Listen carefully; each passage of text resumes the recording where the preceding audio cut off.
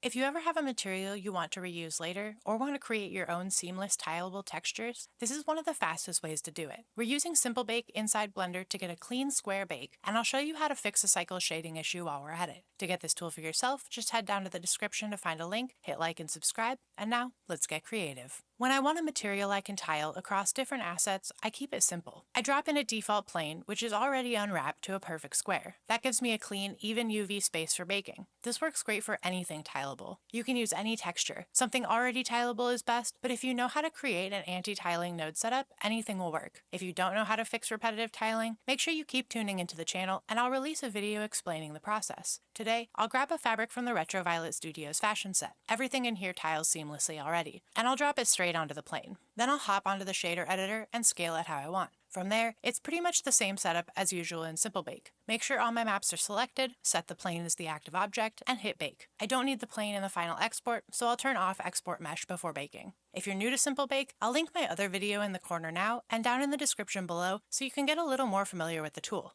Now let's test this on something else. I'll grab a model from my asset library, turning off instancing so I can edit each piece, and I'll select this mesh. I'll strip out the old material and add a new one. Then I'll bring in the bake texture maps, just the usual four: base color, metallic, roughness, and normal, and I'll wire them up manually. There are add-ons that can do this faster, but I'll walk through it step by step here. Now, if you're using Eevee, everything should look fine, but in cycles, you'll probably get a weird lighting issue. The normals just don't quite look right. To fix it, we'll go down to the shader editor and drop in a displacement node. Connect the baked normal map to the normal input, and then plug the output into the displacement input on the material output node. As soon as you do that, it snaps into place in cycles. From here, you can tweak the strength and scale of the displacement to dial in the look you want. You can also add a texture coordinate node at the beginning and plug it into all of your maps, and use that to adjust the scale of the texture itself. And that's it, a quick, clean bake for tileable textures using Simple Bake. One of the cool things about this method is that you now have bakes to use in other software, like Unreal or Maya. Although for Unreal, make sure you export a DirectX normal map instead of an OpenGL version that you would use in Blender. If you haven't snagged Simple Bake yet, you can find the link in the description. We are affiliated with the creator, so using our link does provide us with a portion of your purchase, which helps us bring you more content like this. If you found this video useful, be sure to hit like and subscribe for more Blender tips. And of course, as always, until next time,